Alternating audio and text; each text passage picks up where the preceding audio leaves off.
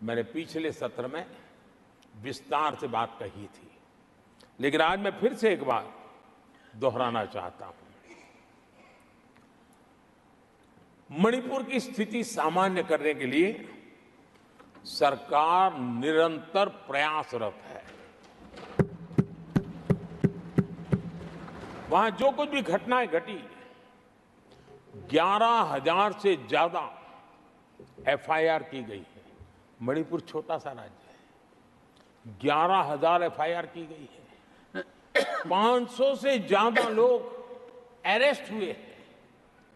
आदरणीय सभापति जी, इस बात को भी हमें स्वीकार करना होगा कि मणिपुर में लगातार हिंसा की घटनाएं कम होती जा रही है। इसका मतलब शांति का आशा रखना, शांति पे भरोसा करना संभव हो रहा है। आज मणिपुर के अधिकांश हिस्सों में आम दिनों की तरह स्कूल चल रहे हैं, कॉलेज चल रहे हैं, दफ्तर और दूसरे संस्थान खुले रहे हैं। आदरणीय सभापति जी, मणिपुर में भी जैसे देश के अन्य भागों में परीक्षाएं हुई, वहां भी परीक्षाएं हुई हैं और बच्चों का अपनी विकास यात्रा जारी रखी है। आदरणीय सभापति, केंद्र और राज्य सरकार सभी से बातचीत करके शांति के लिए, सौहार्द रास्ता खोलने के लिए लगातार प्रयास कर रही है। छोटे छोटे इकाइयों को जोड़ करके इन ताने बाने को गूंथना एक बहुत बड़ा काम है और शांतिपूर्ण तरीके से हो रहा है। बीते समय में पहले की सरकारों में ऐसा नहीं हुआ है। गृह मंत्री स्वयं कई दिनों तक वहां रहे हैं, गृह राज्य मंत्री हफ्तों तक वहां रहे हैं और बार बार वहां जाकर के संबंधित लोगों को जोड़ने का प्रयास करते रहे हैं।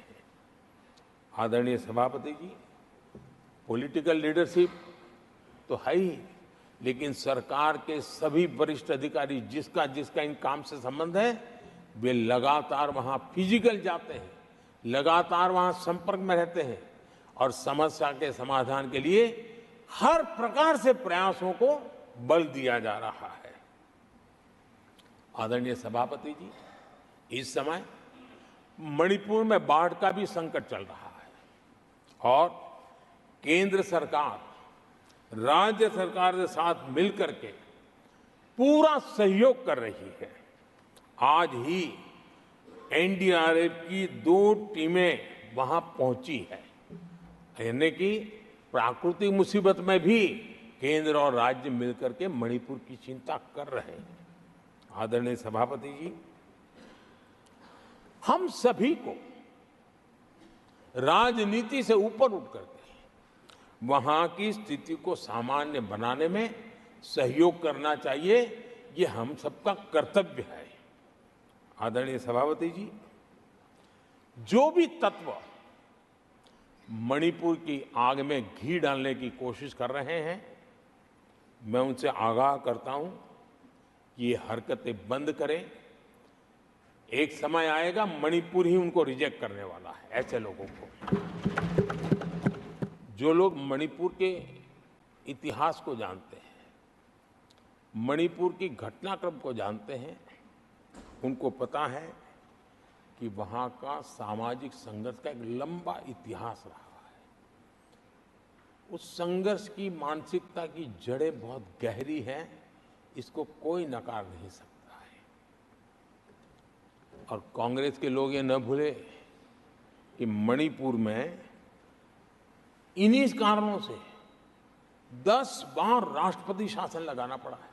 इतने छोटे से राज्य में 10 बार प्रेसिडेंशियल रूल लगाना पड़ा है, राष्ट्रपति शासन लगाना पड़ा है। कुछ तो मुसीबतें होगी और ये हमारे कालखंड में नहीं हुआ है, लेकिन फिर भी राजनीतिक फायदा उठाने के लिए वहां पर जिस प्रकार की हरकतें हो रही है, मैं इस सदन में देशवासियों को मैं बताना चाहता हूं 1993 में मणिपुर में ऐसे ही घटनाओं का क्रम चला था और इतना तीव्र चला था, इतना व्यापक चला था, वो 5 साल लगातार चला था।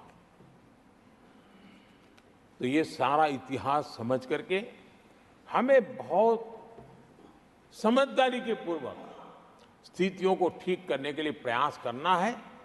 जो भी इसमें सहयोग देना चाहते हैं, हर एक का सहयोग भी हम लेना चाहते हैं, लेकिन हम सामान्य स्थिति को बरकरार रखने में, शांति लाने में भरपूर प्रयास कर रहे हैं।